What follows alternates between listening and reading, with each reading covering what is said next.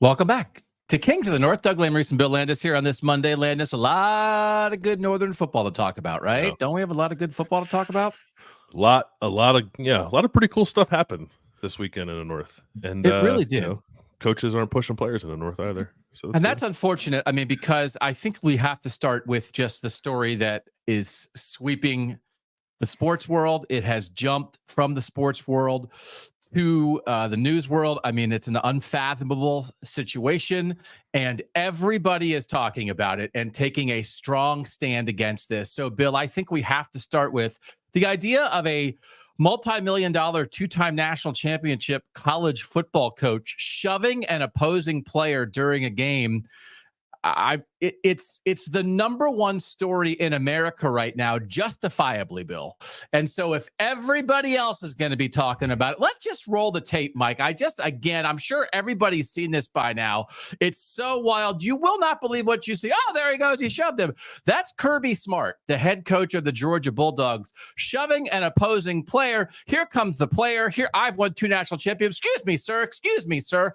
And Bill, it is, I mean, it's one of the biggest stories. Oh, I'm sorry. Yeah. Where's the opposing player? There he is. He's right there. One of the biggest sports stories in this century, I would say, the way people are reacting right now. I think the president may address this at some point. They may break into national programming. But when something like this happens, we need to discuss it, just like everybody else is, right? Yeah, I can't go anywhere on TV or on the internet and not find people talking about this. Just Woody Hayes comparisons all over the place. I mean, one of the greatest college football coaches of all time lost his job and ended his career in a situation that I think was different, but not entirely dissimilar. So to call this a modern day Woody Hayes, I'm not sure I would call it that. Yeah, I would. I would call it a modern day Woody Hayes. And so nobody cares. How is this possible, Bill, that this is not a gigantic story? He shoved him. I don't know. So I can't remember who sent it to us initially on Twitter, but that was the first time that I saw it. Somebody who was watching college football all day. The first mention I saw of it was somebody going out of their way to send us something on Twitter. You think maybe it might have come up during like any single game break, but it did not. Grit. I thought our guys showed grit. We shoved some people. I was just trying to show our offensive linemen how we got to be physical at the point of attack. Sometimes you got to do it to a teenager on your sideline if he's wearing the opposing jersey. That's dog mentality right there. I mean, we're winning championships and we're shoving players. That's what we do. I can't believe it. I can't believe that it seemingly nobody cares. I don't want to throw my hat because I want to put it on later. I want to tear my hat in half is what I actually want to do. Wait, let's see if I can do this. Could I saw it in half with my sword? What would I do? What would happen if I stabbed this hat live on the show? Then I have to buy another hat because it's such a joke. How does nobody care about this? Bill, if this happened with a Michigan coach or an Ohio State coach or an Oregon coach or somebody up here where people actually have standards of conduct, don't you think something would happen? Juwan Howard did a similar thing to this and got suspended for basically it was the beginning of the end of his career at Michigan, was it not? Yeah, that was it was him in Wisconsin, right? He got into it with an assistant coach in the handshake line against Wisconsin. It was a huge deal. People did not stop talking about it for a week, and that's college basketball. No offense. It wasn't the head coach of the preeminent program in the second most popular sport in America, and yet no one's talking about this. So we're going to talk about it more in the Southern Cram-o-Meter. We do want to, we will discuss it at length later, but it is an out of control action at the very least.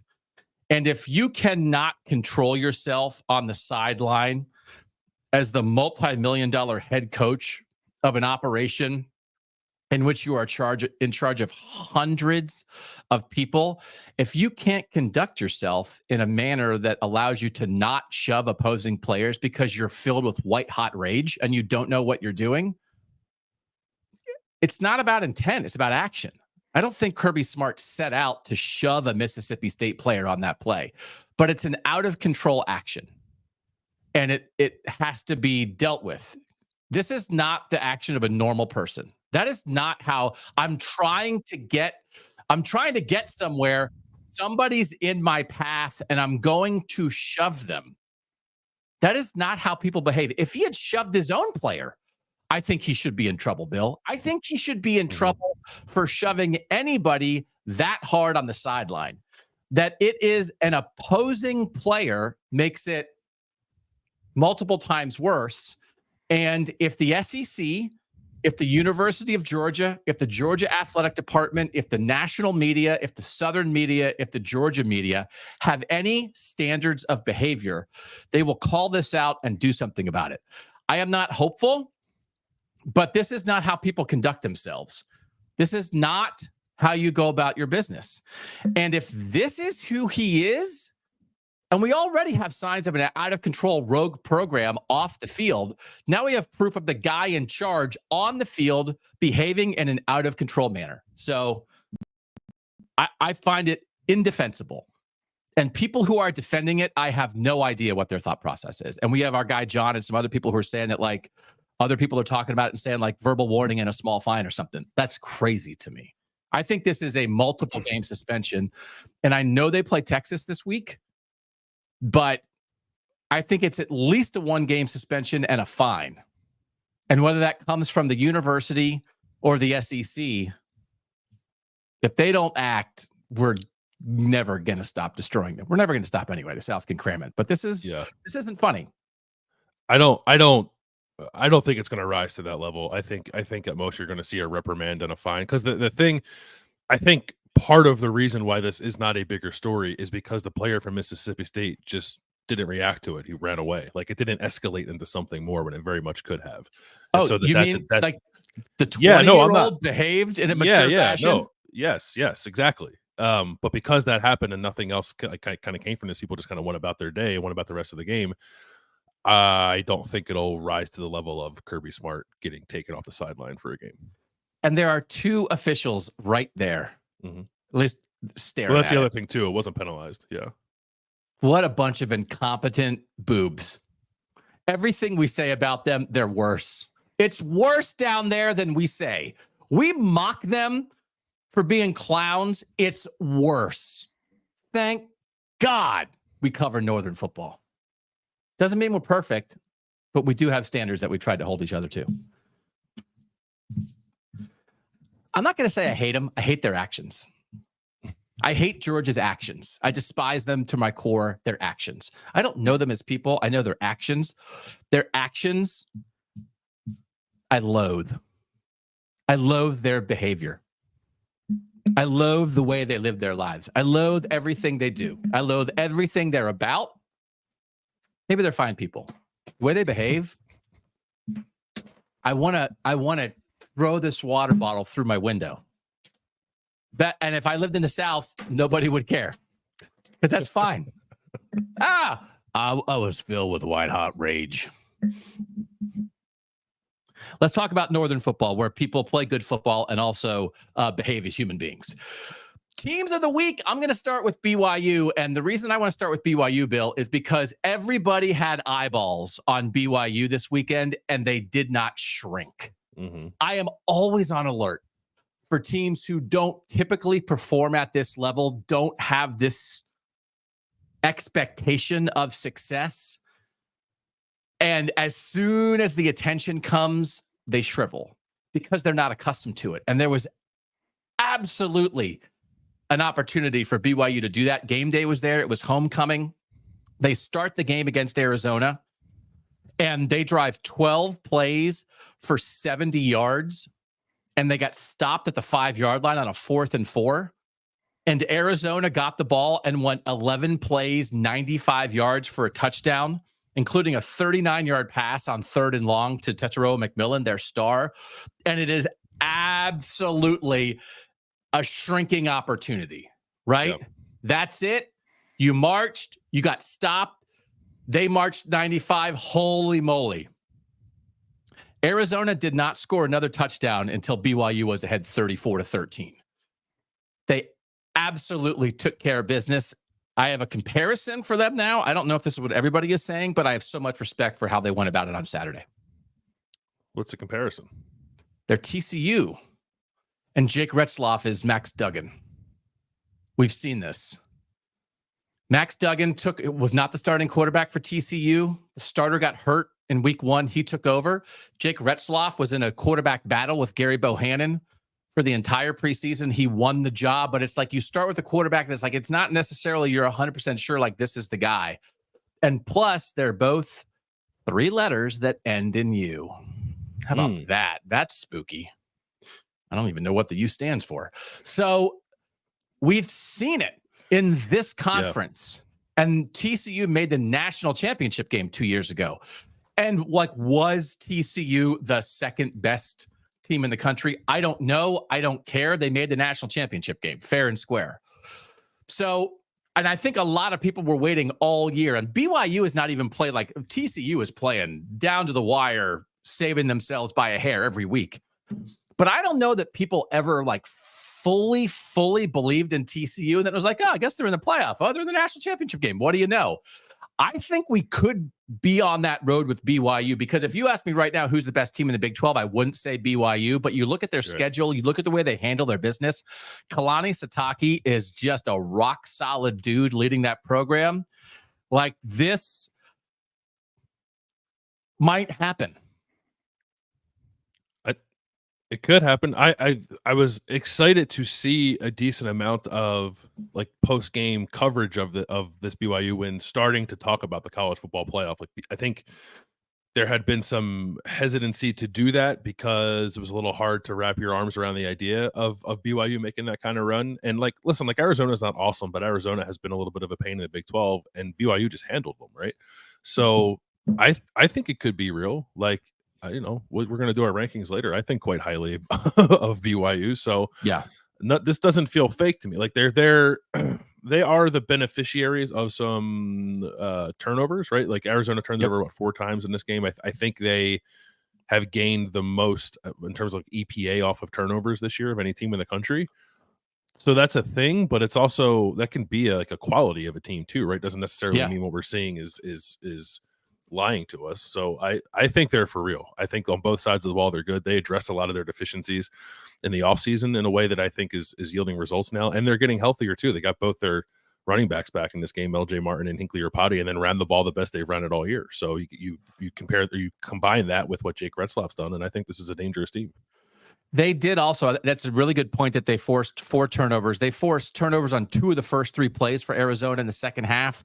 I want to get the name right. Jacob Robinson from the secondary blitzed, jumped, swatted a pass to himself and intercepted it. Amazing individual play. And then after they scored, Arizona got it back, and Isaiah Glasker had a strip sack. So the defense was getting after it.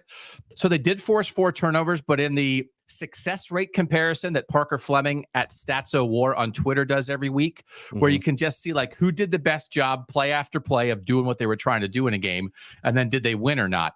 They were the 8th most dominant game in success rate. So sometimes when you force 4 turnovers, that covers up the fact that you maybe weren't that good play to play in the game. They forced turnovers and also were that good play to play. So I thought it was an awesome performance.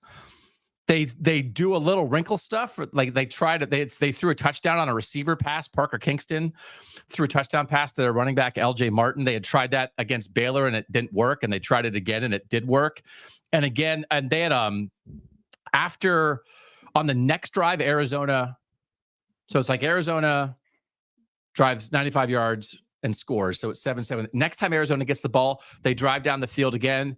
And then BYU gets a pick at the goal line. So like they're making, so because this like sometimes you're good play to play, but you don't make the game winning plays that get you over the top. Sometimes you make game winning plays, but you're getting your butt kicked in between. I think they are executing and making game winning plays, and their schedule is so totally doable. Oklahoma State, UCF, Utah, Kansas, Arizona State, Houston. They've already beaten Kansas State. They don't play Iowa State. They don't play West Virginia. They don't play Colorado. Like, they are very much on track for the Big 12 title game. They have the third best Big 12 title odds at this point at plus 500. Iowa State's plus 160. We'll talk about them in a little bit. Kansas State's plus 350. So again, like I wouldn't say that BYU is the best team in the Big 12. I wouldn't say that yet. Just based on the stuff that people like to do. Power ranking, Vegas line, neutral field, mumbo jumbo, that means nothing. Mm-hmm. But that's like my football opinion. But that's why I'm comparing them to TCU, because nobody in the country would have ever said TCU's the second best team in the country at any point of that season, including when they were in the national title game. But who cares? They made the national title game. And that's where we could be as we get ready for BYU playing in a semi. Yep. It's like, oh, are they? It's like, who cares? Because we now have a system to determine it. And gosh, they're fun to watch and they're doing it right. Did you see? So BYU was honoring its college football Hall of Famers this weekend. So like all of the great quarterbacks were back for the game. And Jake Retzlaff said he was talking to Steve Young before the game, and Steve Young told Jake Retzlaff that he's a swashbuckler. Oh God! But he also said he said you're a swashbuckler and so am I. And Jake Retzlaff said, like, I think that's a compliment. Oh my gosh. Okay, so like just you have like if you're not in on BYU, you have to be, because they are very important to what is happening in college football and what's going to happen the rest of the year. They're 6-0 and they took care of business. That's my team of the week for just the way they played, but also all of the stuff. Yeah. Who's your team of the week? My team of the week is Oregon, which we talked a lot about on Saturday night. So we don't need to rehash, I guess, a lot of what happened within the game, but it's obviously a huge win to beat Ohio State. And I just thought, like, once this change was made or the conference realignment was announced, and for a lot of last year, and especially through this offseason, I was a little surprised about how out there Oregon was about what it thought it could be in the Big Ten.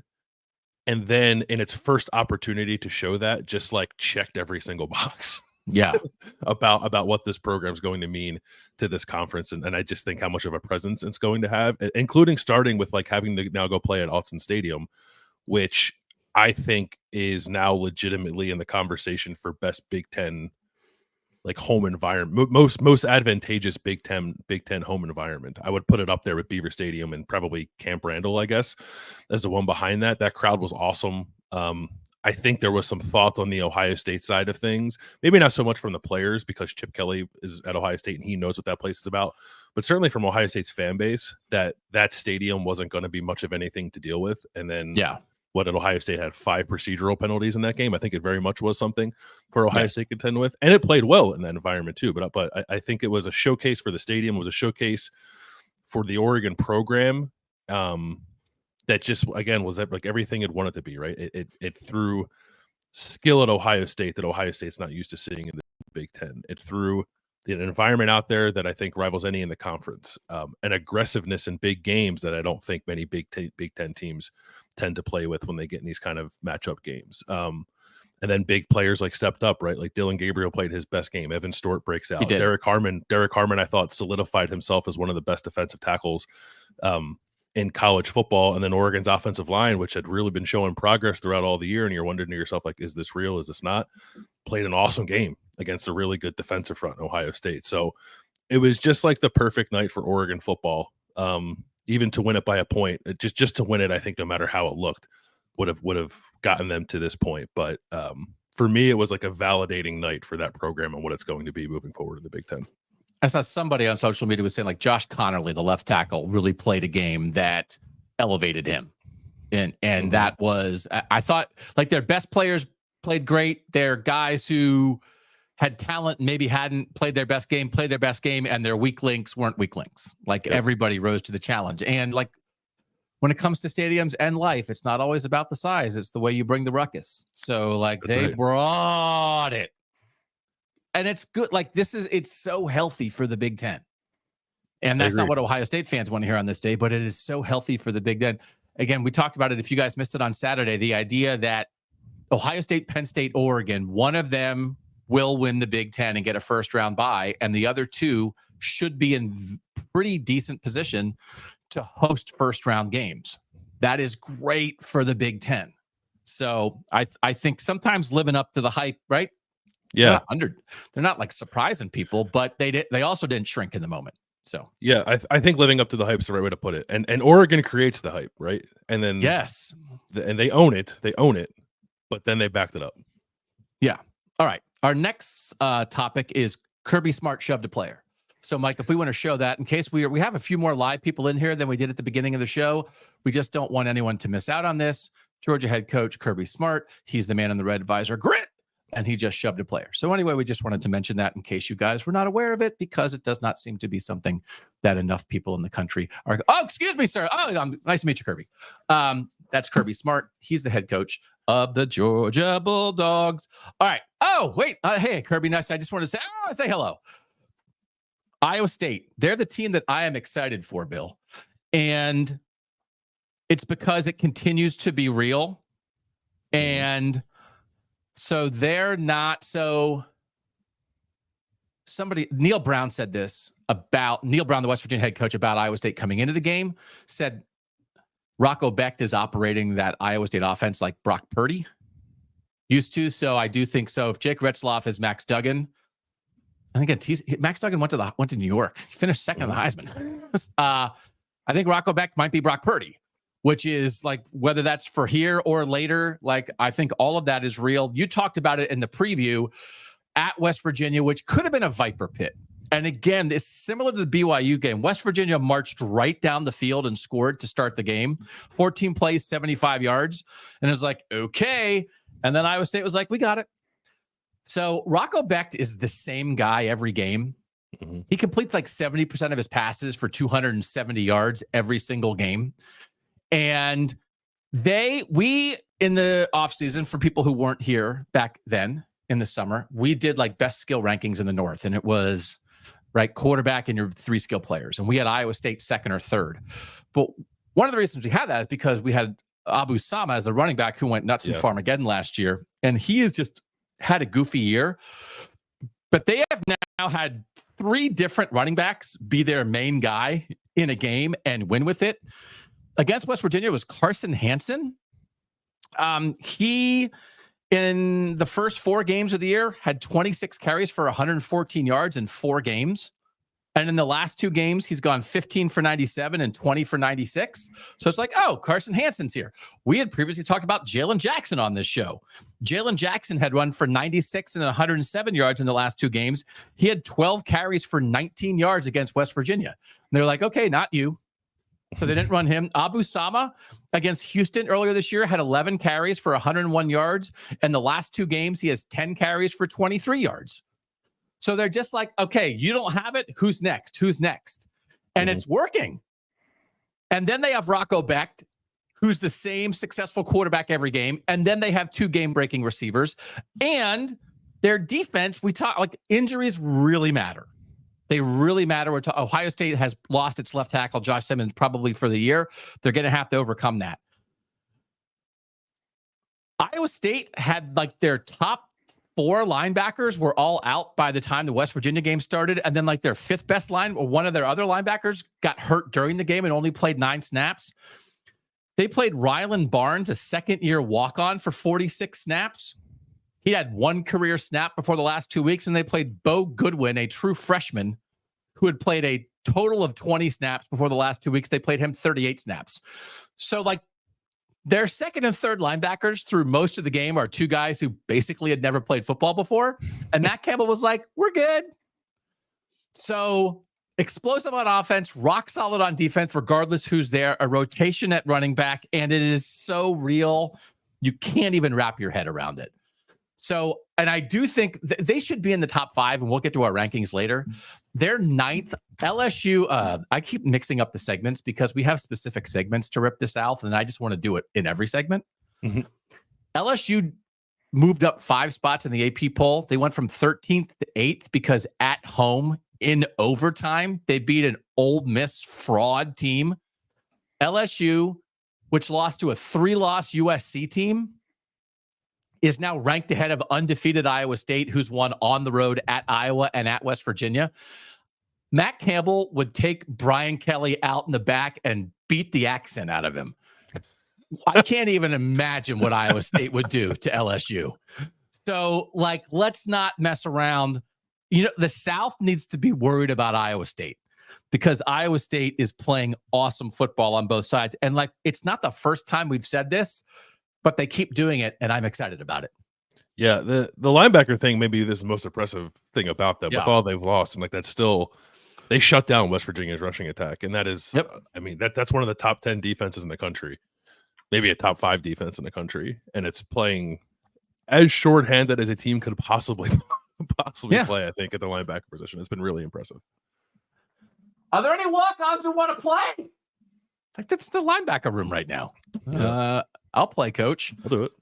Also, you talked about it again going into the game. Rocco Beck's dad, Anthony, went into the West Virginia Football Hall of Fame, I believe it was, on Saturday night. So it was a nice thing for the family. And we are at the point, he went to high school in Florida, so he's not a West Virginia kid, but he's a West Virginia legacy. And we definitely, by the time of the end of that game, we're having some of the social media, why did West Virginia not recruit him? So they got Nico Marchiol in that class at quarterback, who is the future quarterback at West Virginia and has had to play some, and I think is probably going to be a pretty good quarterback. But I did double check the story from when Rocco Beck committed to Iowa State when he was a junior in high school in April. Beck chose the Cyclones over other offers from Bowling Green, Columbia, Eastern Kentucky, Florida International, Harvard, Marshall, New Mexico, Ole Miss, Penn, Southern Miss, Toledo, and Wake Forest. So I always love lists like that where I guess they did it alphabetically because they put Harvard and Columbia before Ole Miss. So suck on that, Lane Kiffin. Hey, I got this Columbia offer. I got an Ole Miss offer too. I don't really care about that one because they're a fraud. So, and then after the game, Rocco Beck said, I don't really have a history with them about the Mountaineers, to be honest, but my dad does. I love him, and I'm grateful that he was able to get honored tonight and that we were able to get this dub here in Morgantown. That's all I wanted tonight, was to come in here and get a win no matter what my stats were. I just wanted to come out with a dub. That hurts for West Virginia fans. West Virginia, by the way, is 3 losses to 3 undefeated teams. So life is hard. Tough okay. break. Who are you excited about?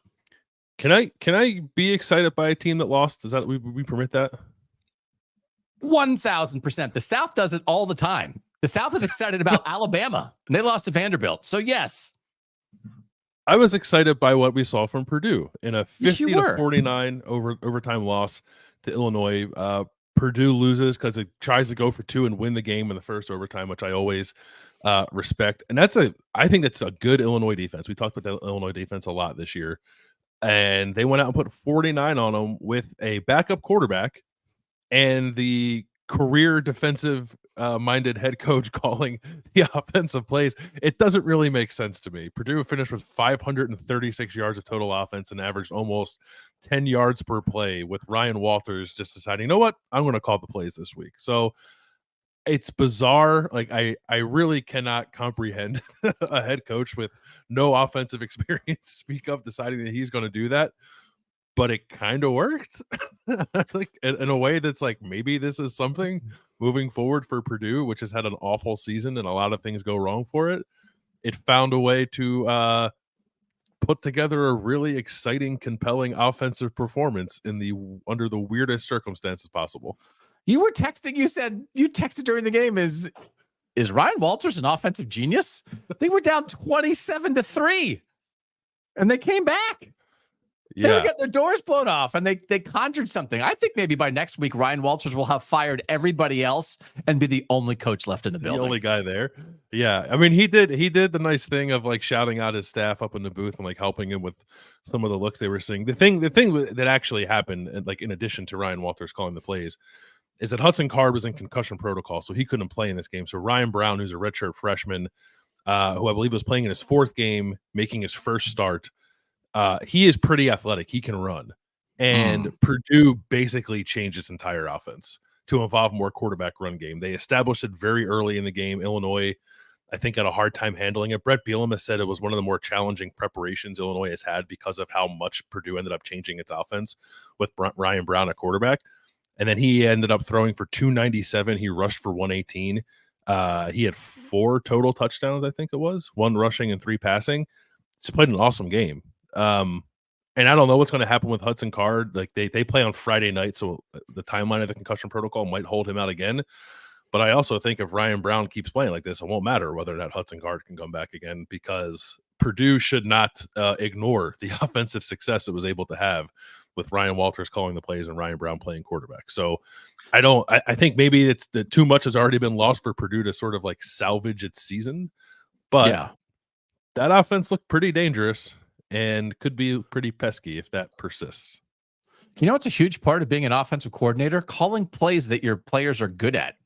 Yeah. So it can be like, us, like, well, congratulations to Ryan Walters for figuring out what that quarterback did. And yeah, he might be the guy. If people want to be on alert for this is not a gambling show.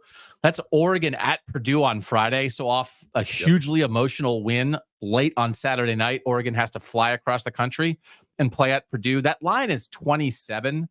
And if Purdue has a pulse offensively now, that might interest me. Not like a Purdue's going to beat Oregon, but letdown spot. Purdue puts up 21 and Oregon wins like 37-21, and you cover with Purdue in the points. All right. Who's the team you changed your mind about? It's Utah. It was a tough watch on Friday night. The 27-19 loss at Arizona State, and Cam Rising tried to play, and it just wasn't working. And like I feel really bad for him because he's had terrible injury luck. He comes back from that weird hand injury and then immediately gets his leg rolled up and like he can't move. So his mobility is sapped away entirely. But even before that, the couple of plays that he had before that happened, it was pretty clear to me that he couldn't throw the ball. And then he finishes 16 of 37 for 209 yards and 3 interceptions. He just had no zip. He was really inaccurate. And I'm actually pretty shocked that Kyle Whittingham let him play the whole game. Kyle Whittingham said after he wanted to play, I felt very strongly that he wanted to stay in the game. He's won a bunch of ball games for us, but it's very apparent that he's not 100%. It was a coaching decision. We decided he gave us the best chance to win, and we put him out there. Cam has been terrific for us in the past. You could see there were rusts with 3 weeks off, 4 weeks off, whatever it was, but he's a heck of a quarterback, and he'll bounce back. I don't believe that. And I thought that was like coaching malpractice to leave Cam Rising in that game when he was as ineffective as he was. And like, I get that Isaac Wilson has turned the ball over at a rate that is probably also unacceptable, but there is just no way that Cam Rising and the state that he was on Friday night gave Utah the best chance to win that game. Like, that's a lie. You're right. And it reminded me, and people know that we're in Ohio. I did some Cleveland Brown stuff before we came and did this Northern College football show. But the year that Baker Mayfield was hurt and Kevin Stefanski and the Browns kept playing him and like he couldn't function as a quarterback and he kept staying out there, that's what a head coach is supposed to do. You are supposed to A, save a player from himself, and B, save a team from one player taking away your chance to win. And so I know Cam Rising has been a great Ute. I know that he has helped transform, it not transform because it had been a very good program, but they've had a lot of success with him. You owed it to the rest of your team to get him out of the game. And by the way, maybe to him, because he really, to your point, if people didn't watch the game, the way his whole leg got bent up underneath him in a way that it did seem like that maybe could be a high ankle sprain or something like that. I mean, they ran a play later where they ran a trick play because they're not a trick play. They put Brant Keithy at a wildcat tight end, take the snap, and they put Cam Rising in motion. And he was going in motion like this, like he was galloping because he couldn't walk. He couldn't walk. He couldn't go in motion without limping. And it really is an indication of the lack of faith they have in Isaac Wilson now, that Isaac Wilson went from like, hey, people were asking questions, even if Cam Rising's healthy, should Isaac Wilson be the quarterback of this team, to we cannot put him in, even though Cam Rising is at 30% capacity. But I thought they should have. And it was there for the taking. I know Arizona State stormed the field, and congratulations to them. We don't care about them because they're in the desert. But it wasn't like that. Utah could have won that game. There were guys open, and Cam Rising like literally could not throw a ball 15 yards to get it to open receivers. Yeah, he was missing a lot of open guys, a lot of stuff on short throws. It's like balls on the ground, balls behind players. Certainly couldn't drive it down the field. So I'm just at the point where if I don't know what they're going to do with Cam Rising moving forward, because that what I'm assuming is a high ankle sprain. Like those things tend to linger as well. If they don't believe in Isaac Wilson, then I'm not going to believe in Utah, right? Like Utah had an opportunity, I still think, to make a run at the Big 12. But when you combine the stuff that's happening now at quarterback, and also I still very much like Utah's defense, but I don't think it's played well. Maybe the last couple of games, it missed a lot of tackles. against Arizona State. And the only shot that Utah has now, I think, moving forward is for that defense to go win at games. And maybe it still can. But this season has just kind of fallen apart for them in my mind. And I really like keeping Cam Rising in the game, like almost felt to me like Kyle Whittingham just kind of like throwing his hands up on the season and saying like, okay, we're just going to play our guy because he's somewhat healthy and he deserves to play because he's been around here a long time. That felt like a classic I've been here forever head coach move. That's the kind of thing I hate. Yeah. That it's my kingdom. I'm in charge. He's my guy. You can't question me. And I'm taking it too far. But if you were a head coach that was maybe a little less certain about your situation, I don't think you let your quarterback limp through an entire game. Yep. But I think coaching malpractice is not too far on that. They were not going to win that game because of the injury situation with their quarterback, and Kyle Whittingham did nothing about it. Yeah. And that's really unfortunate. After the Rising injury blew their season a year ago. Mm-hmm. So like now, that's because he was gone the whole time. Now he's back and they're waiting for him and he's been out. Now they played him and he got hurt again. And it's blowing it again. This could have been an amazing, and it had been a great Utah run. But these last 2 years, last year, it's not like, what are you going to do? But this year, they could have done a better job with this. And it doesn't matter if he's been there 2 decades. He's not coaching the best he could coach. Team that changed my mind is Northwestern. Northwestern got a win at Maryland on Friday night. That was quite a doubleheader. You and I were wrong on both those games. We both picked Maryland. Northwestern went and won on Friday night at Maryland. We both picked Utah. Friday night, Utah loses to Arizona State. 2 weeks ago at Washington, Northwestern scored 5 points and gained 112 yards on 53 plays. It was the deadest offense you've ever seen, shy of a Brian Ferentz offense. Then they scored 24 points and gained 336 yards in a loss to Indiana. It was like, was that something or not? Or was that just like Indiana kind of had the game in control and whatever? They scored 37 points. They only gained 283 yards against Maryland, but they got some turnovers, some opportunistic stuff. Bryce Kurtz has had 2 really good games at receiver for them. Had a bunch of big plays, had 3 catches for 123 against Maryland, had 10 for 128 against Indiana. And the main thing is like their offense isn't dead. It's not. Congratulations. And I thought really like the Zach Lujan hire, but when you bring in a 29-year-old offensive coordinator and a third of the way through the season, the offense looks literally dead. It's like, okay, this guy might be too young for this. And it's like, no, they revived it. And we're going to talk about Wisconsin later, but it's a little similar. 2 dead offenses have both gotten revived, and now Wisconsin goes to Northwestern on Saturday for the last game for Northwestern at the temporary Lakeside Stadium before their last 2 home games are at Wrigley Field. And now I'm interested in that game. Shootout. Watch out for points. I'll take competence. I'll take some competence, but we said it going into that game. That was probably a make a bowl situation for both those teams. And so for Northwestern to go win that convincingly was really good for them. And I still think they're going to find a way to start running the ball a little better. Like Cam Porter has been back and playing the last couple of games. But I think what he have 6 carries last time, and he had 9 carries for 23 yards against Maryland. So like that, he's a good running back. And I actually don't hate their offensive line situation. I think that's a team that will continue maybe to find a little bit more footing offensively. Yeah. Guy that blew my mind. The guy that blew my mind is Kirby Smart because he shoved a player and nobody cared. Let's show that again in case you have not seen it. The head coach of the Georgia Bulldogs, who I think makes almost $10 million a year, went to greet a Mississippi State player. I tripped, I shoved you. Sorry. Didn't mean it. Oh, here, let me pick up my visor and apologize. I'm just a head coach who's filled with white hot rage. Get out of my way. Sometimes that's just what happens when you're filled with white hot rage and you're unable to control yourself as a grown man. You just take out who's ever in your path, and that's just the way you operate and do business, and nobody cares. Who's the guy who actually blew your mind?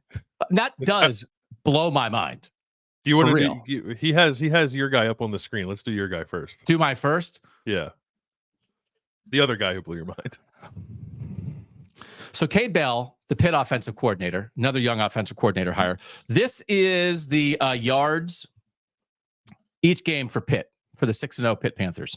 567, 498, 379, 644. Cut off a little bit. 320 something. They only had 200. Oh, my printer. Another printer issue. Cut off. Out of ink. Yeah.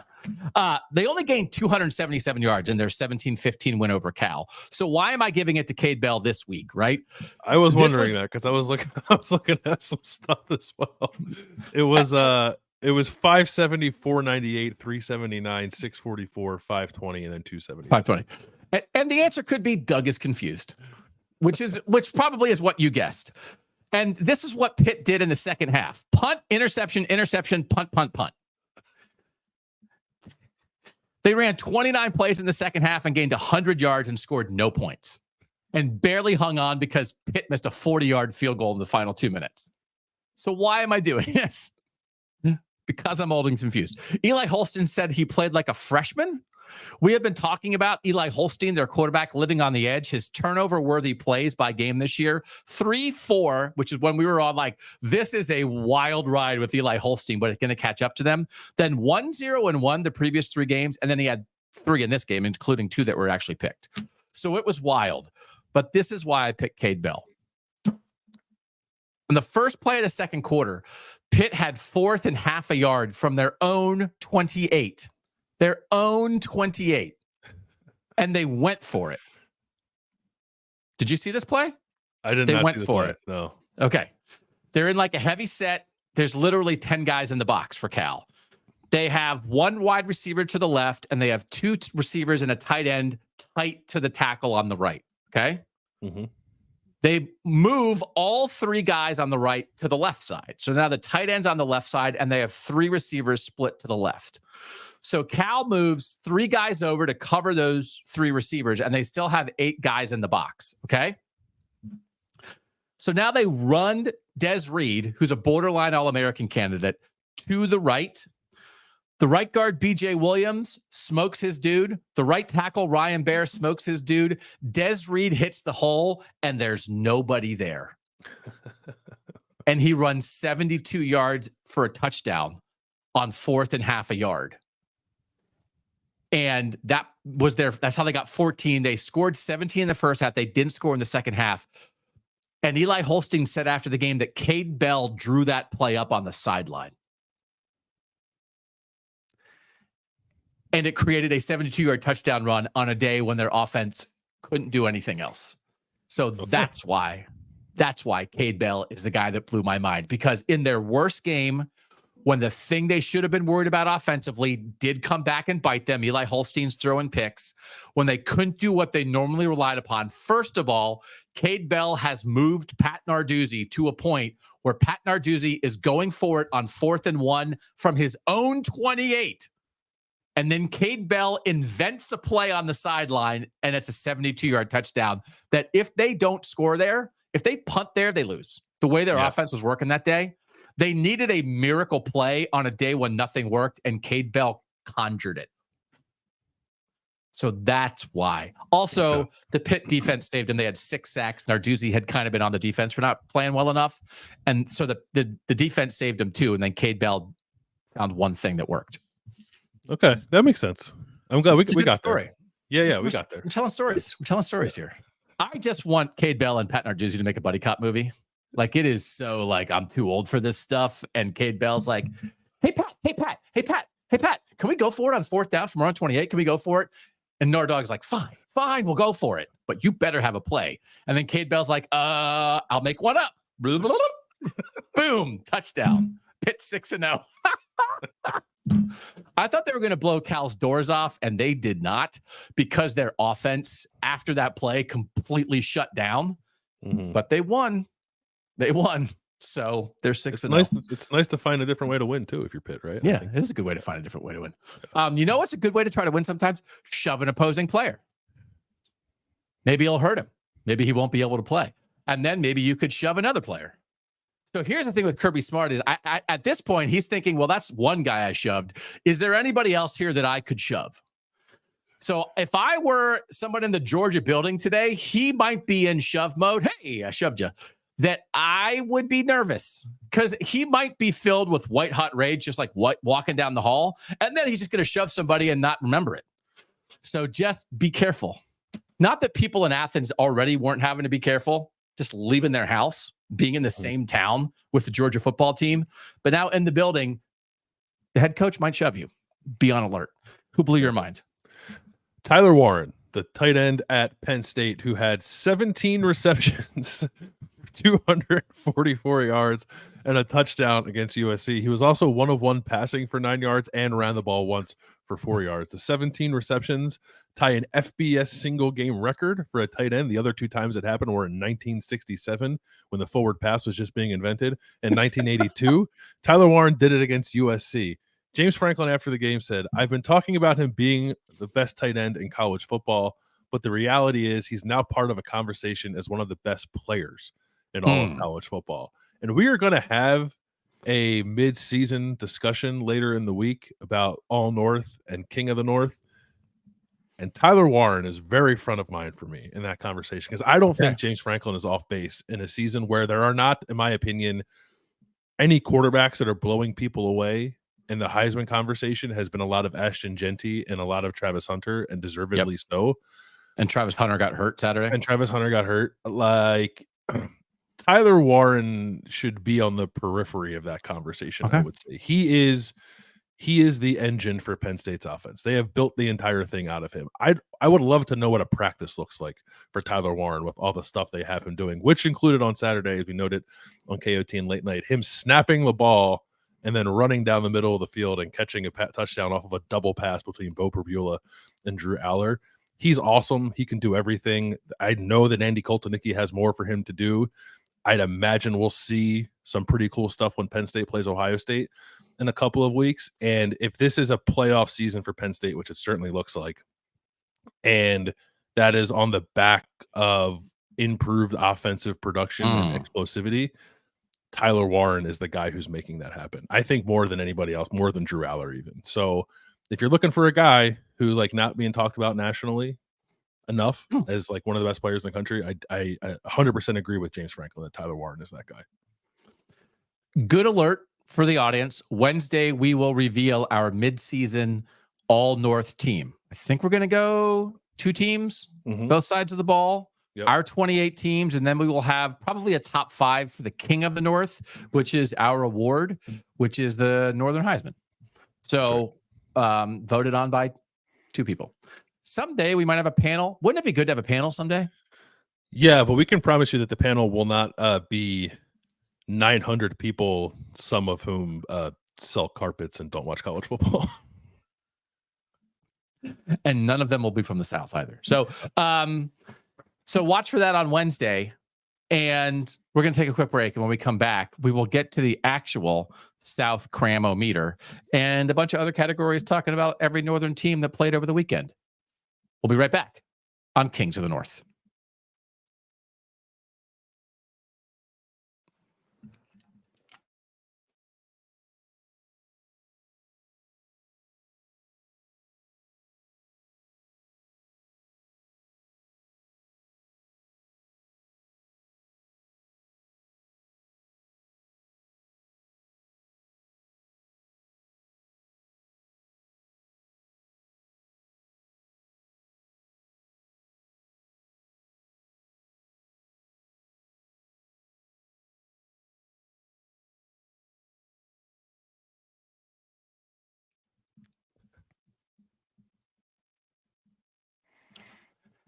Back on Kings of the North, Landis, I just read a couple comments from our awesome live viewers here in the YouTube chat. But the one thing is like, I makes me excited if we talk about things that happened in the North that maybe you didn't catch that now makes you want to go back. Because don't most games have like a 12 to 15 minute cut up of highlights on YouTube now? I think even the networks themselves are doing it sometimes. It used to be everybody was doing it like on the off to the side, like black market cut ups.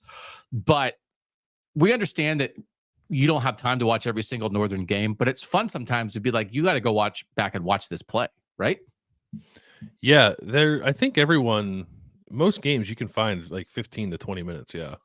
You can find a very short, like 4 or 5 minute, and then an expanded highlight package for most of the networks now. Yeah. Yeah. So I would go like, find the Tyler Warren double pass thing, find the Des Reed touchdown run. Let's get to the Cram-o-Meter bye week.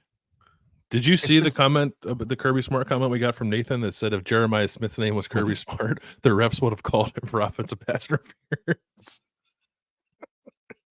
So Mike, our producer is always here with us. Mike, if like something comes up, if we see that Kirby Smart, here's the thing too, that I think is like not a joke.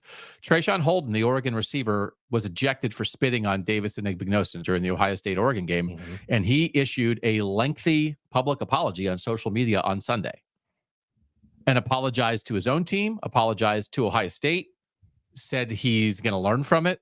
And that's a player. Mm-hmm. And we haven't heard anything from Kirby Smart. And that player was ejected for what he did. So we can't what if or what about everything in the world, because sometimes your actions are your actions.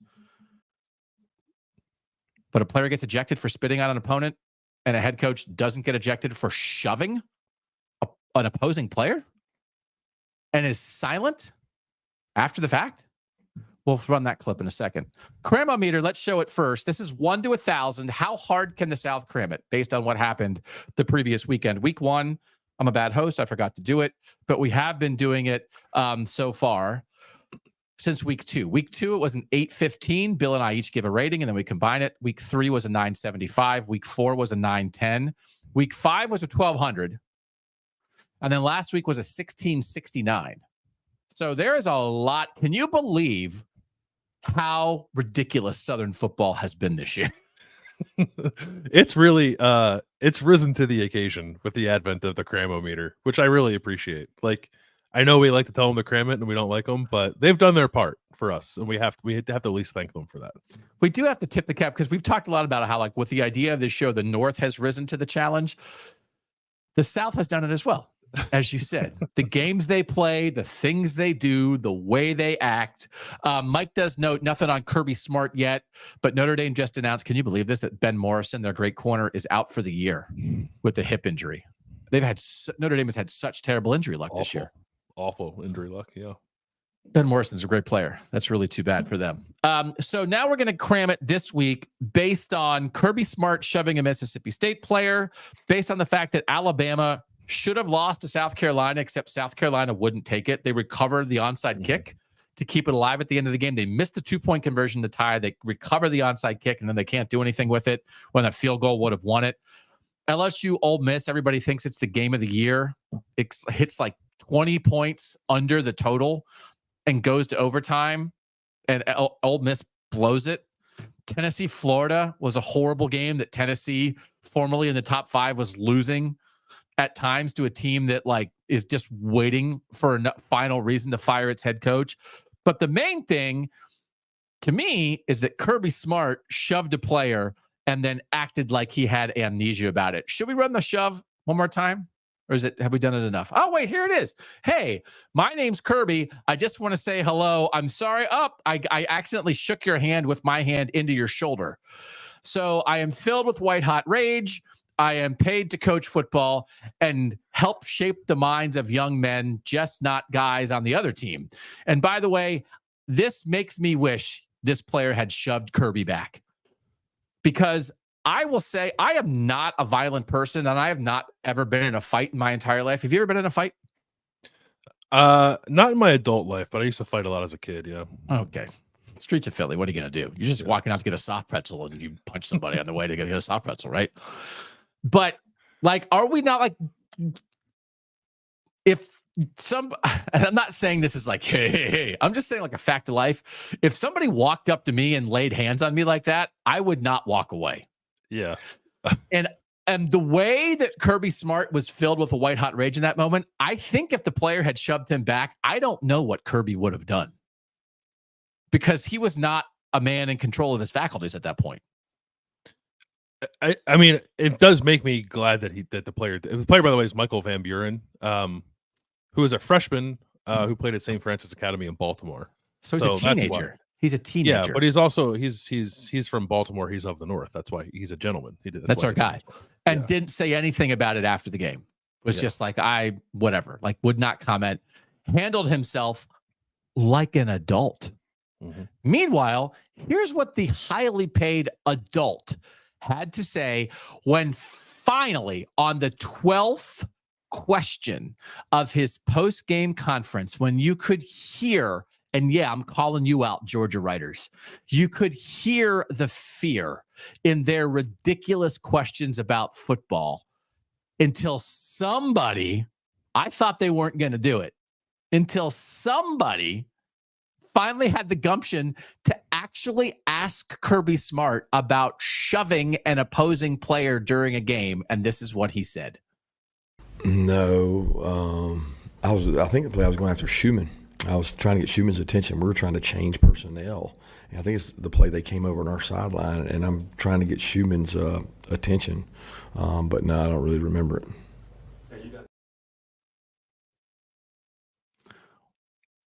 We were trying to change personnel. That is excuse me, we're going to arrest you for assault. I was just trying to change personnel, and somebody walked in my path. So Schumann is the defensive coordinator. He is saying he is trying to walk over to the defensive coordinator, and when he sees another human being flash across his line of sight, his decision is to shove that human being on the way to screaming at his defensive coordinator. And then he says, I don't remember. And as we record this, it is 1 p.m. Eastern time on Monday. And there has been no further comment from multi-million-dollar head coach Kirby Smart. He is an absolute fraud and an embarrassment to the sport. And if Georgia reporters do not ask him about this, and if the SEC or the University of Georgia do not act on this, they are frauds and embarrassments to this sport. 2000. That's my shove. We should have a shove-o-meter. How hard was that shove? Grit. Yeah. How hard was the shove? I'm at 2000. So we thought we were like maximizing it, right? Yeah. All like Alabama and Tennessee losing the same day. The ridiculous reaction to the Alabama-Georgia game, like Ole Miss loses to Kentucky. All this crazy stuff. We've already broken it. It's 1 to 1,000. It's 1 to 1,000. But I don't know what you do when a head coach shoves an opposing player. What are you supposed to do? 2000. Okay, I don't want to throw off the math for the rest of the show because I kind of want to make it 13 million because that's actually how much Kirby Smart makes.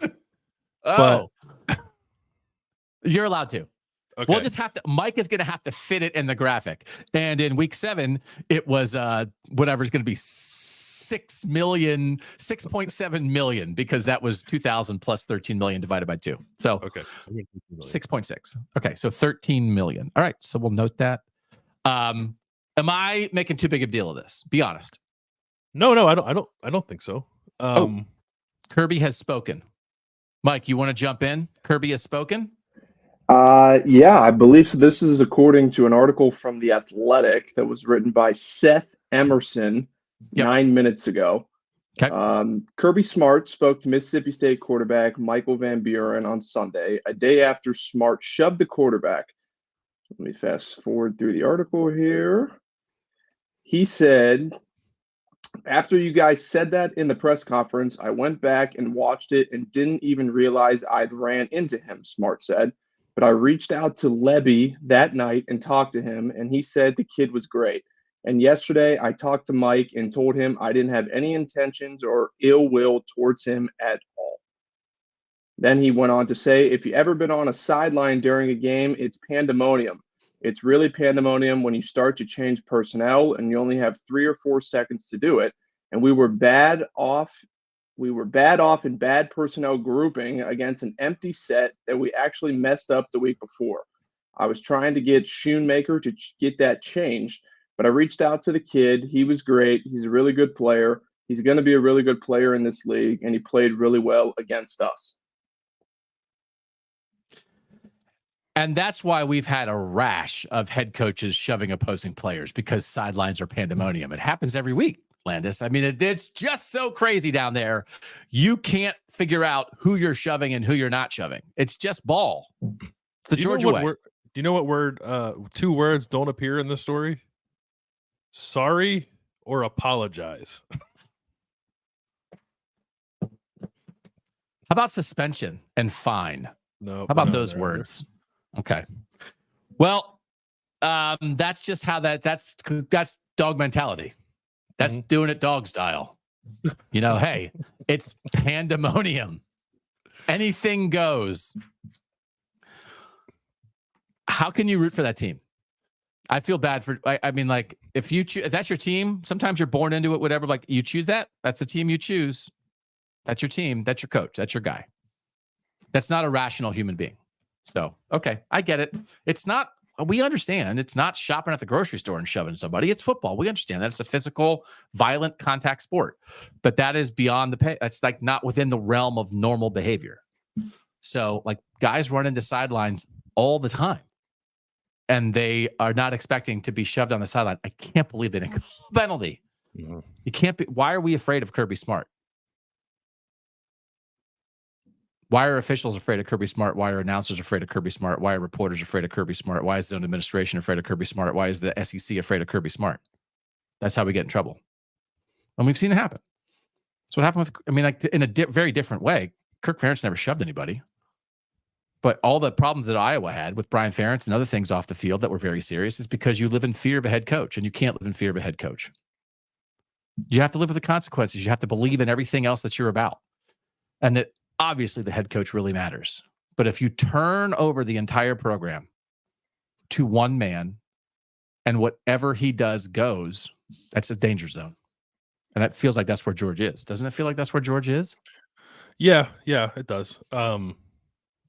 It's felt. I don't know that I felt that way prior to this year, and maybe it's because Saban's not around anymore, so you just like look at Kirby a little more. But I have definitely felt that this year. Okay. We won't run the replay anymore. People are probably tired of it. We just want to make people aware of it, because apparently Kirby Smart wasn't even aware of it, because he is filled with white hot rage. All right, let's do our top 11.5 rankings. This is where we kind of do it like a playoff, but we're not beholden to anything in spots. We're just doing our rankings. It's the top 11, and the half is the team that like we have our eye on. Bill, what are your top 11.5 rankings this week? Yeah, I didn't change much from the last time we did this, other than at the top, I have Oregon number 1 now after beating Ohio State. I have Texas 2. I kept Ohio State at 3, ahead of teams that have losses, but I think that the three best teams in the country are Texas, Oregon, and Ohio State. And I'm not dropping one of those teams that lost by a point to one of those other teams just because it lost. So I have Ohio State 3rd, Penn State 4th, Iowa State 5th, BYU 6th, Miami 7th, and then the Southern triumvirate there of Alabama, Georgia, Clemson 8, 9, 10, Indiana 11, and I put Boise State in the half spot this week. 1, because I think Boise's very good, and is like legitimately a top 15 team. And Oregon playing the way it did this week actually makes me view Boise in a little bit of a different light, because Boise gave Oregon a heck of a game earlier in the season.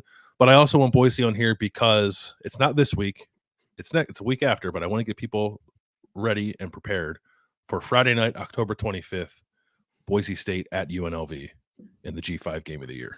I want to have a Boise reporter on before that to talk about that game. So we want to make sure we treat that with the importance that it deserves. Mine is similar, I believe. And again, like, I like the idea in the real poll, Georgia's 5, Miami 6, Alabama 7, Clemson 10. Like those Southern teams are just pushed up a little bit. What are my top 11? So I have Oregon 1, same as you. I have Texas 2. I did put Penn State ahead of Ohio State. I don't disagree with you. I think you could go either way with that. I think Iowa State 5 is very consistent and important by both of us. And again, they are 9th overall, and there's no reason for them to be ranked that low in the actual poll. BYU 6, that's the same as you. I have Alabama 7, Georgia 8. I do have Pitt in this group at 6-0 with, I think, some pretty decent wins. Miami 10, like, I don't know. So Miami and Pitt are both 6-0, and they're both ACC teams. And like, why would Miami be ahead of Pitt? I'm not exactly sure. Like, Miami's played 2 games. Yeah, it's a fair point. They could have lost. Like, and I don't know. Like, the best win is not like some great win. So I think that's a discussion. I have Clemson 11. I have Kansas State, keeping an eye on that, 11.5. So like, we're very similar here. We just want you guys to have a little bit, some ability during the course of the season to look into how we're seeing it. And the main thing we're seeing is that we have Iowa State and BYU ranked much higher than the polls do. And what the polls are doing is wrong and dumb. So I gave the AP poll some credit for like last week, 3 of the top 4 teams in the AP poll were Big Ten teams. That's the same this week. All that happened is that Oregon and Penn State moved up a spot, and Ohio State went from 2 to 4. Ohio State did drop to 5 behind Georgia in the coaches poll because as dumb as AP voters are, coaches are even dumber. So I gave some credit for that. But then when I looked at Iowa State being 9 and LSU jumping them, and I was like, forget it. No more credit for the voters. They have no freaking idea what they're doing. And it's fine. And it's really circumstance as much as anything. You have to vote before you go to bed on Saturday night. I don't know why they need the poll so early on Sunday. The AP's as much fault as anybody for that poll being as bad as it is. A lot of the time, I want to have a 30-second conversation about this. There is momentum building for Boise State as a conference champ getting one of the 4 byes because they would be ranked ahead of the Big 12 champ or the ACC champ. But there are people who are really subscribing to that. That obviously, I think it would have to be Boise and they would have to win out and have their only loss be to very highly ranked Oregon. But I don't think I'm there because unless we're talking about a 3 or 4 loss Big 12 champ, or we're talking about a real upset in the Big 12 championship game, I think people are doing it for attention. I would really ask people, why do you actually think that? Because if you look at BYU's schedule, if you look at how well Iowa State has played, if you look at what Kansas State has done recently since the BYU loss, you think there won't be a team from there that emerges as a pretty good probable 1 loss Big 12 champ. And I'm not so sure that why wouldn't a 2-loss Big 12 champ with a greater majority of good wins than Boise not be ahead of 1 loss? I think people are we go through life and we underrate the G5 in an unfair way. And then people grab onto something and now they think it's cool. And I still at the moment think it's weird. I don't subscribe to that idea. Clearly if Boise had beaten Oregon, I would, but yeah, that they did it. They played a good game and acquitted themselves well, but they didn't win the game. So I'm not there. I am certainly there on maybe the G5 team is not an automatic 12 seed because of the way that Boise has played, right? Absolutely.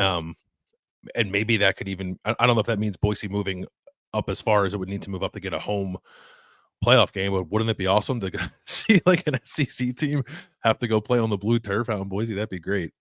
If there is any opening, I think for a G5 team to be one of the top 4 seeds, I think it would be an undefeated Army or Navy, which would have a Notre Dame win on its resume out of the American. That would be more threatening to me if I'm a Big 12 team than Boise would be. Yeah, because I think if you're a G5 team and you get a shot against a big boy, you got to win that game. And then that's what Cincinnati did. Yeah. So Boise was close. They probably should have won, but they didn't win. So then I don't know. And people keep talking about it like the Big 12 is nuts and nobody knows what's going to happen. Kansas State, Iowa State, and BYU are all really good. And the only loss any of them have is to each other, is Kansas State to BYU. And BYU and Iowa State don't play each other. And Kansas State and Iowa State play in the last game of the regular season. So what are you so convinced about that the Big 12 is going to be on fire and everybody keeps talking about it's so crazy? Is it? I think there are 3 teams that are pretty clearly better than everybody else. And I think the championship game will be 2 of those teams playing each other. And it has a very decent chance to be a 1-loss team versus a 1-loss team. So you get a 1-loss champ. So why are we acting like the Big 12 is mayhem? I actually think that's quite wrong. People wanted it to be, right? So I think they're just trying to keep. I guess I would say that there is parity in that conference that has created some compelling games, right? We're going to talk about Kansas State, Colorado in a second, but I don't know that I view the conference as mayhem. Yeah. Yeah. To the point that a G5 team would have a higher rank. Yeah, champ. right. That real tangible mayhem that matters. So I think it's just people saying stuff because they think it's cool, but it actually doesn't make football sense. I would love that if you want to have somebody wants to come on and have a half-hour discussion of why you really think that, rather than just making a cool graphic and getting attention. I would love to hear your actual reasoning because I think it's probably wrong. All right. Should we show the shove one more time? No. We're not going to show the shove. I do have a little bit more breaking news for you guys here. Kyle Whittingham just announced that Cam Rising is out indefinitely and that Isaac Wilson will be the starter until further notice. Could have announced that in the second quarter. Yeah, great timing. And given his team a chance to win. Coaching malpractice. You can see him on the sideline doing what was not best for his team. Yeah. That's a good update, Mike. Man, there's a lot of news happening. We'd like to inform the folks as it happens, Landis. It's a Monday. We don't like people being hurt. So that's really unfortunate for Cam Rising. It's really unfortunate for Ben Morrison. When we come back, we'll finish up the categories and cover everybody else in the North we haven't talked about yet. Next on Kings of the North.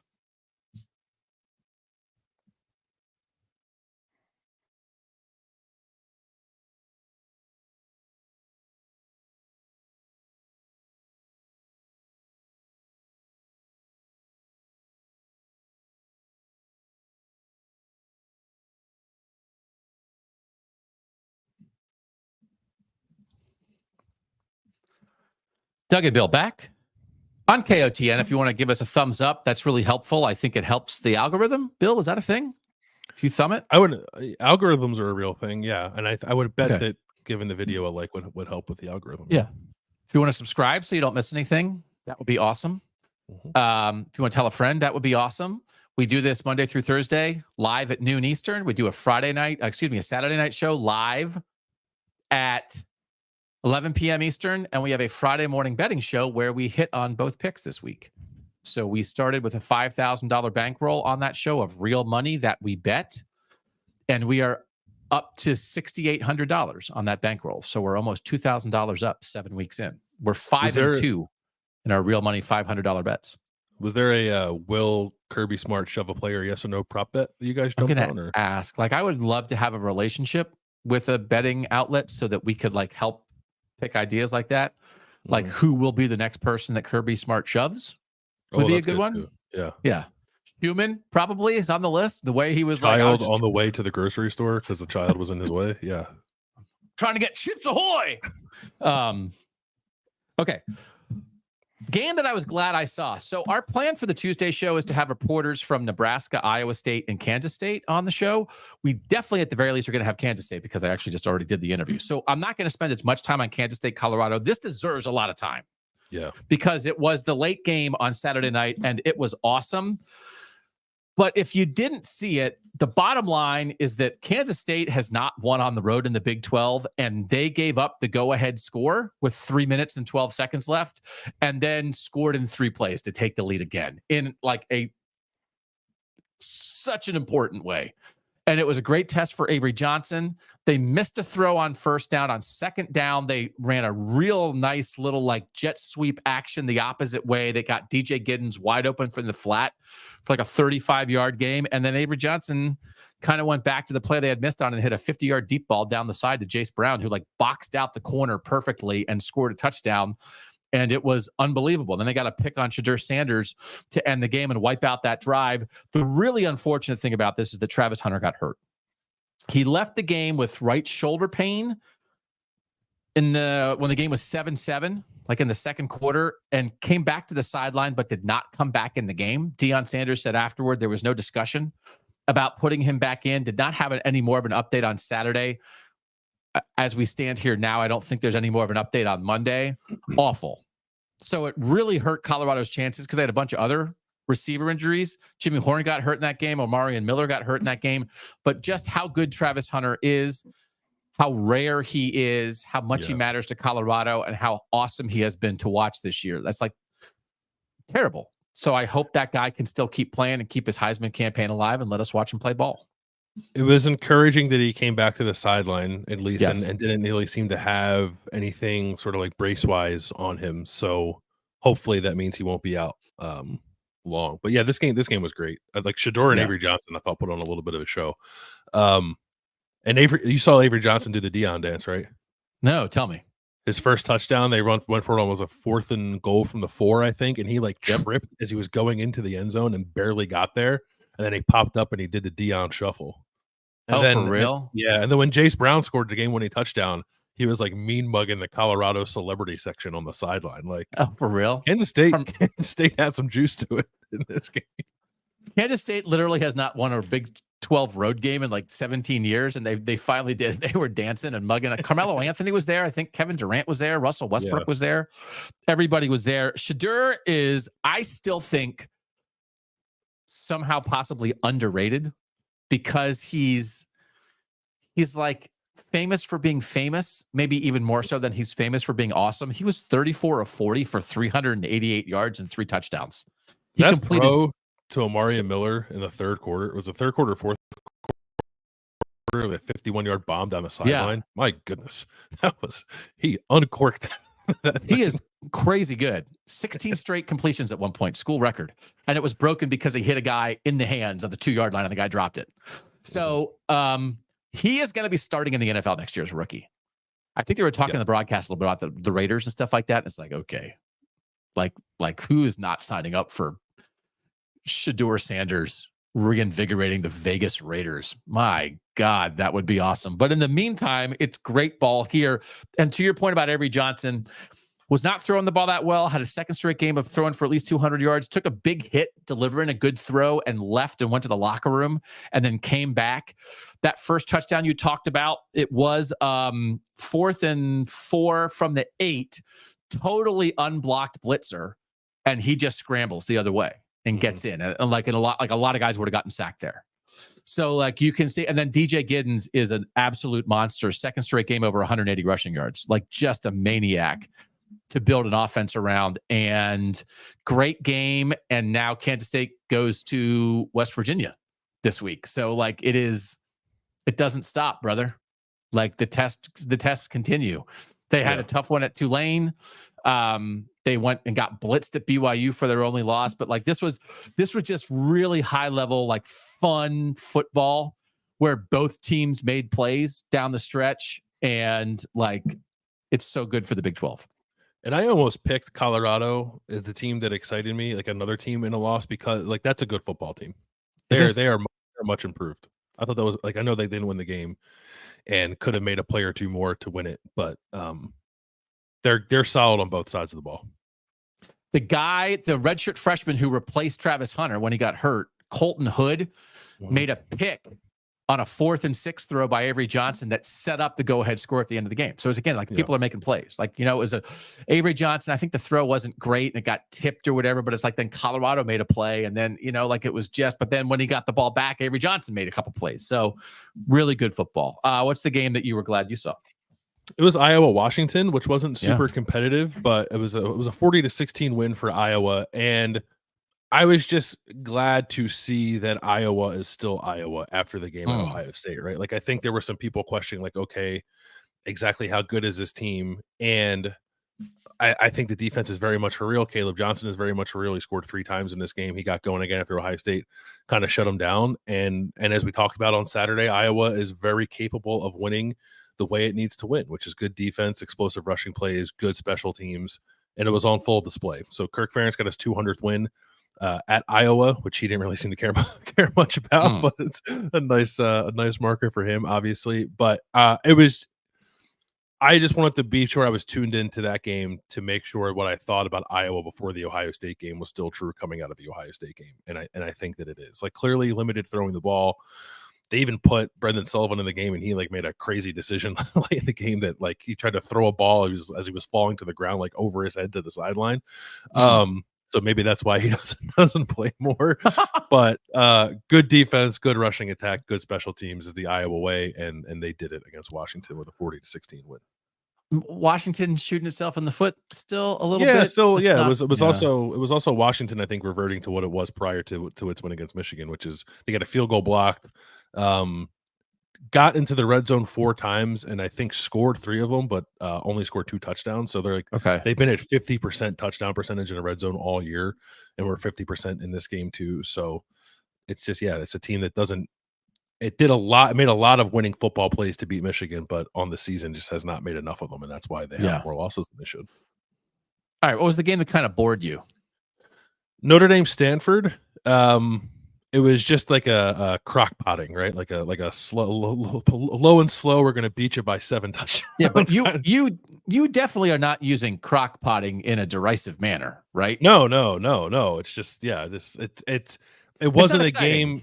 Yeah. It's not a super exciting 49-7 win for Notre Dame, but it is impressive nonetheless. There was also an hour-long lightning delay at the start of the 4th quarter when Notre Dame was up 42-7. It's like, can we just end the game? But they weren't able to do that.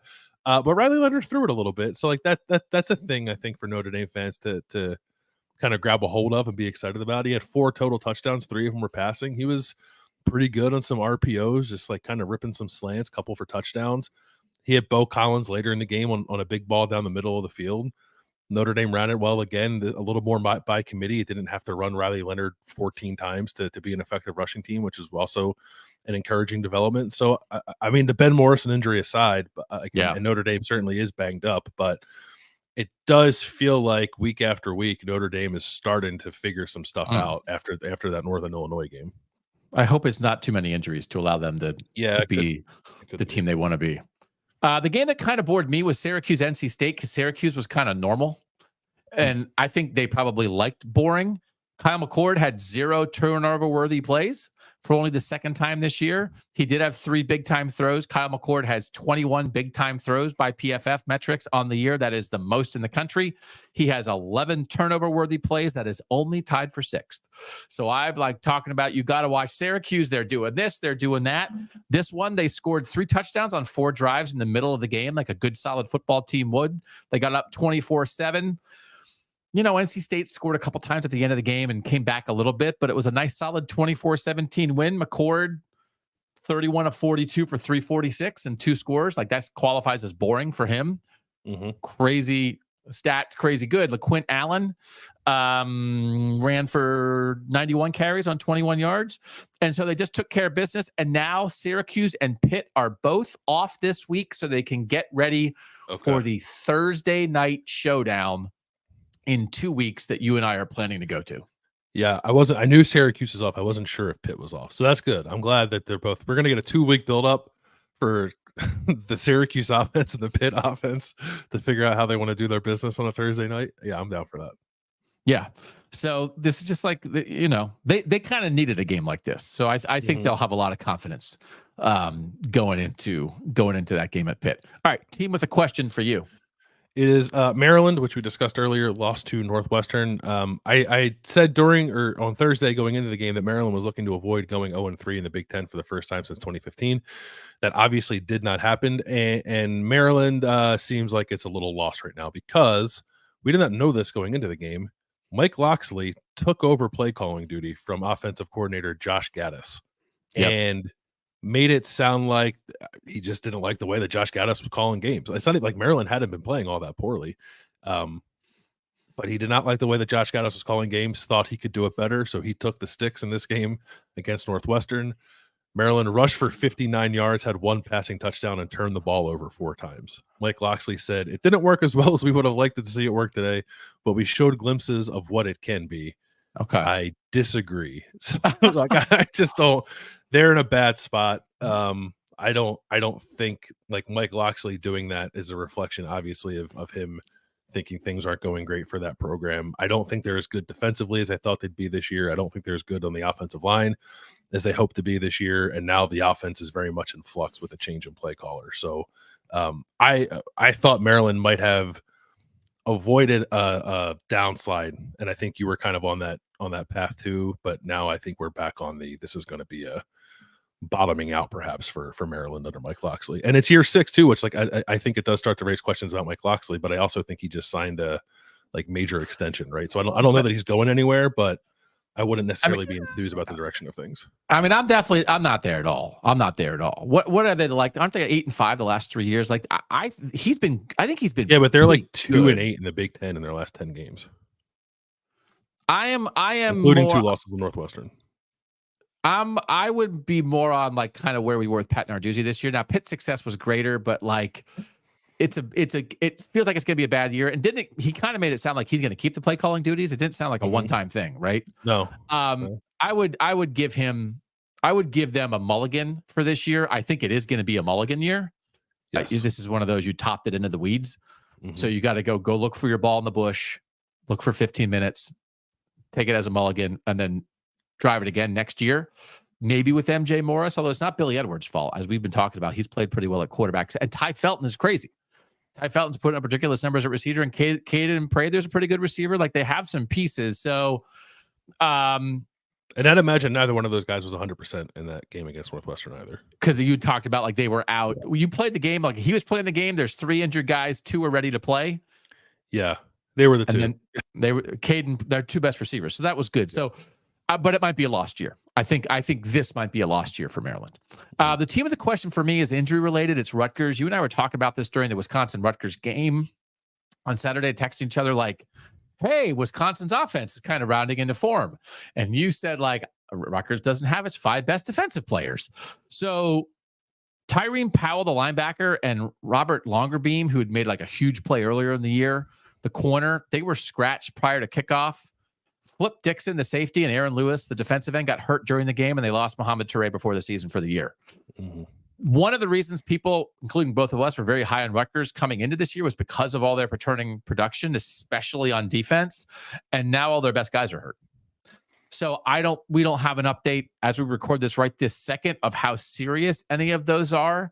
But man, that stinks for them. And it feels like just reading a couple things, there's like some people getting disappointed with Rutgers, and they've raised the standard. They lost by a touchdown at Nebraska in a competitive game, and then their whole defense got hurt, and Wisconsin rolled them at home. But I would not give up on Rutgers. And then Sam Brown, their really good number 2 running back, got hurt. Yeah. So that's just like, I feel so bad for Greg Schiano in that program because they were really loaded for something this year. They're going to lose a lot after the season, and the schedule next year is much harder than it is this year. This was their year, and their whole defense is hurt.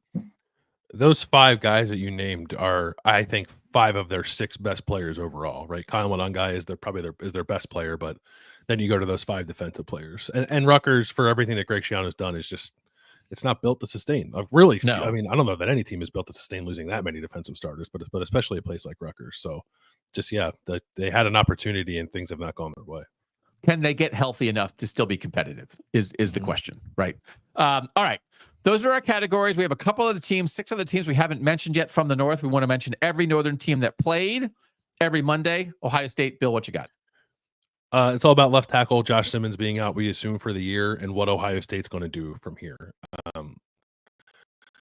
Zen Mahalski came in and played, and I thought on first blush was like kind of okay, going back and looking at it, and then looking at some of the Pro Football Focus grades. Maybe it wasn't quite as good as I thought it was. So Ohio State is off this week. It has some time to figure that out. Ohio State's not doing any media this week, so we're not going to get an update from Ryan Day unless he decides to say something on his radio show about what they're going to do on the offensive line. So there's an option with Zen Mahalski. There are options to potentially move some guards to tackle, and we'll see what the Buckeyes decide to do about that. But it comes off of its bye week, and it plays a really good defensive line at Nebraska, and then it plays a really good defensive line, obviously, in Penn State. So that is a vulnerability that will get tested immediately once Ohio State gets back on the field. And it's a huge loss for Ohio State. Huge loss for them. We talked about it on the Saturday night show. We're just not doing a ton on Ohio State on this show, who is still the number 4 team in the country, because we did basically the entire Saturday night show about them. They are on their second bye this week, but then there's a lot of real games left. Nebraska, Penn State, Indiana, of course, the Michigan game at the end of the year. So that is a really tough loss for Ohio State. They'll have to figure that out. Wisconsin, as we mentioned, kind of got it together against Rutgers. They had back-to-back games with 500 yards of offense for the first time since 2010. Oh, wow. Braden Locke was the 9th highest graded Power 4 quarterback, according to PFF, for last weekend, which is pretty good. Like, he didn't put up as gaudy numbers as he did the week before against Purdue. But if you thought when they got it going against Purdue, if you thought like, that's just because Purdue stinks, like, this backed it up. Right. But now you could say, Rutgers was totally hurt. So I don't know, but it might be rounding into shape with the air raid combined with the power run offense. Maybe I think there could be something to the opportunities presented to Wisconsin the last 2 weeks, playing against bad/banged up defenses, helping them build some confidence moving forward that makes them better offensively. Maybe it's not going to quite look like it's looked the last 2 weeks, but it could be functioning better because of the success. Tommy Walker's running really well in the backfield. Here's why it matters. And I think it is enough real to matter this way. So they have road trips to Iowa and Nebraska left. Like, this is a tough schedule for them this year. Yep. They host Penn State on October 26th, and they host Oregon on November 16th. If they beat one of those teams, it might determine who plays in the Big Ten championship game. So I was on alert for this going into the year. I am on continued alert for the 3 Midwest trips Oregon has left on its schedule. I think this is probably the toughest one for Oregon. Camp Randall can be nuts. Think about this, the home. I mean, Wisconsin played Bama, Penn State, and Oregon at home this year. Like, it's like, what season ticket holders, get your money's worth. But like that Bama game that I was at, Tyler Van Dyke gets hurt early. They kind of are hanging in, but they do some stupid stuff at the end of the half, and it gets away from them. Like, if they play like this offensively, couldn't they bite one of those teams maybe? If they get that on offense, yes, I think so. Yeah. So that's the thing. Like, how is it real enough to take down somebody like Penn State or Oregon? It's going to really matter, I think, for the shape of the Big Ten race and the playoff race. All right, West Virginia, what do you got? So Garrett Green has not had the kind of season that really I don't think any of us thought he would have, and it felt like maybe it was starting to turn a corner, and then this was not his best showing against Iowa State. It's a 14-10 game going into the fourth quarter. It's like right there for West Virginia to spring an upset. Neil Brown said they didn't make enough winning plays in winning time, which is clear. Yep. And among those non-winning plays were 2 interceptions from Garrett Green. One that I thought was maybe not entirely his fault. There was a little bit of contact on the tight end he was trying to throw the ball to, and it kind of disrupted the route. The ball was also behind, so I don't know if it would have changed things necessarily. But either way, he ends up throwing 2 late interceptions. He ran the ball fine, but West Virginia as a team did not run the ball well, and it's just not a team that I think is going to be able to win a game, especially a game against Iowa State on Garrett Green's arm. Neil Brown was asked if he considered making a change to Nico Marchiol, and he said, defiantly said, no, why would we do that? I'm not a guy who has a short leash. I'm not a guy who has a short leash for quarterbacks. We're going to let Garrett Green play through some stuff and figure it out. So, I don't think there's anything imminent there, but we were hopeful that Garrett Green was going to take his game to another level this year, and that I don't think has happened. Did they ask if he is going to change quarterbacks to Rocco Becht? No, not asked that. I lost my Minnesota notes. That's why I'm looking around here like a maniac. I had Minnesota notes because I'm going to talk about Minnesota next. Here's the thing about Minnesota. PJ Fleck said that the first half at UCLA was, quote, probably one of the worst halves I've ever been a part of as a head coach. And then they won. So for the second straight week, they manufactured a late fourth quarter drive to win the game. I think against USC last week at home, it started with 6 minutes left. This was like with 2 and change left, and they got it done. And Max Brosmer last week when they did it, they ran the ball a lot. This was like on Max Brosmer's arm, and they finished it off. And then Coy Parrish, their awesome true freshman safety, had a pick to end the game. He had 2 in the game. He has 4 on the season. And they've saved themselves. They've had 2 awesome comebacks. They had the comeback against Michigan that fell short because the onside kick, they got screwed on the onside kick, right? Or they maybe would have gotten over the top with the Michigan comeback. And we asked then, I think you may have asked the exact question, is this going to lead to anything? And it has. So they gained some confidence in a comeback that fell short, and now they've won 2 straight weeks. Minnesota taking down the LA teams 2 straight weeks with fourth quarter comebacks, huge for PJ Fleck and the Gophers.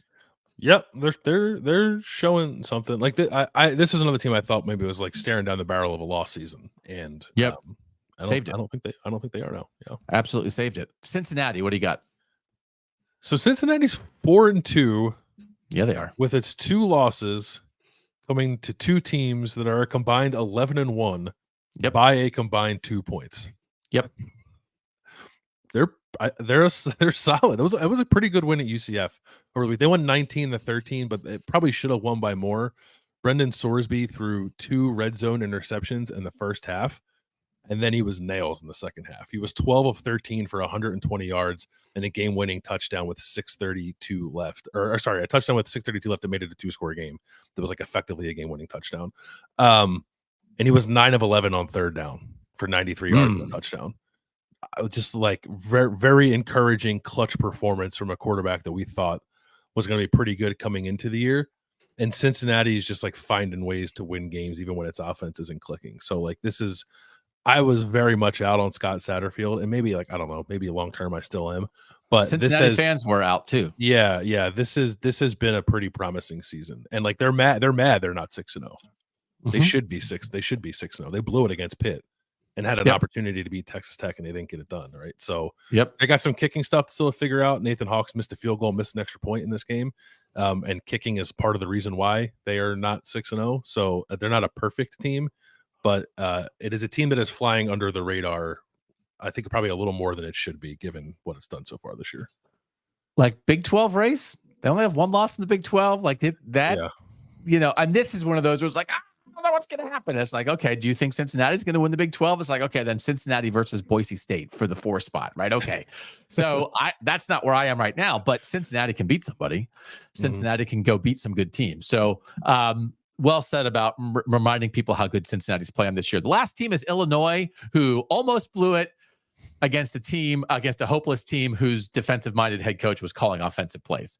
So they managed to win in overtime against Purdue. And it's like Ryan Walters, right? Everybody knows, was Brett Bielema's defensive coordinator at Illinois. If they had blown that game when they went up 27-3, what would we be talking about, Landis? It would have been a horrible loss. It's a miracle they won. They only won in overtime because Illinois scored a touchdown and then Purdue scored a touchdown and then went for 2, which I think everybody agrees is the right call. Like, what do you have to lose, Purdue? But also, like, Illinois was lucky to escape and like is still in the top 25 because they managed to escape in overtime against a hopeless team being run by one person. But good defensive play on the 2-point, right? They did a nice job of covering that up. Yeah.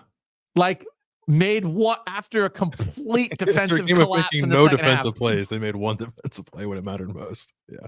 So then a nice story after the game, though. Brett Bielema got choked up talking about this after the game. Josh McCray, the running back for Illinois, had 3 touchdowns, ran it 16 times for 78 yards, caught 3 for 34, 3 total touchdowns. We've talked about 3 other running backs on the show, Caden and Aiden. I was talking about them like week 1. Caden Fagan got hurt in practice on Tuesday and might be out for a while. And then Aiden Lockery and Khalil Valentine had all played for them. Josh McCray, this was the most rushing yards he had since he ran for 100 plus in the 9 overtime game against Penn State in 2021. So he ran for 500 yards plus as a true freshman that year. He was the first guy that got offered a scholarship by Brett Bielema when he took the job at Illinois. Had a good freshman year and then has battled injuries and has gotten passed on the depth chart. And so in that game, they needed him. And after basically 2 lost years in 22 and 23, he showed up and they wouldn't have won without him. And Brett Bielema was like emotional about it. So like tip of the cap to a guy who stuck it out and helped his team win a game that was really important to them. And Illinois is 5-1. So it's a happy ending for the Illini. And it kind of worked out for everybody. Like, I think everybody's pretty enthused about like great loss for Purdue. And everybody's like, okay, 5-1 Illinois. You might've gotten lucky in that one, but at least you didn't take the L. So I think it's probably the right result for all involved. Yeah. Illinois gets Michigan this week, right? Yeah. They're going to be wearing the red Grange helmets. So we'll be talking about that one more. Like that is like, this is like Illinois, Michigan is on this week. So it's funny how this is working out, that Michigan is not the Michigan of last year. Michigan's not happy with who they are. Michigan fans aren't happy with who they are. They have road trips to Illinois and Indiana that are almost defining games for Illinois and Indiana, because beating Michigan is still a big deal. So Michigan still is really mattering to what we talk about, to Northern football, to Big Ten football, and to what those other teams might be able to accomplish. So, you know, this is a huge one for the Illini. All right. A lot happening, brother. I like a busy Monday. You like a busy Monday? I do like a busy Monday. Yeah. And I'm actually, we only went 8 minutes over, so I'm pretty proud of us. You'll take it? Thank you. And that was the 8 minutes we went over was 8 minutes of shoving video. So like, what are we supposed to do? It's not our fault. Nobody gets shoved. We hit our mark this week. Thanks to our producer, Mike Yarosowski, for showing that shoving video as much as we showed it, and for giving us the breaking news updates and always making us look good and sound good. Tuesday, Dan Wetzel will be here. We'll have some hopefully in-depth discussions with reporters covering Nebraska, Iowa State, and Kansas State. Wednesday, all North midseason team. And the plan is to have a Southern reporter on to talk about Georgia, Texas, and Alabama, Tennessee this weekend. And then on Thursday, we preview all the games. All right. Thanks to you guys as always for being here. Give us a thumbs up. subscribe, tell a friend about Kings of the North. For Bill Landis, I'm Doug Lesmerises, and that was Kings of the North.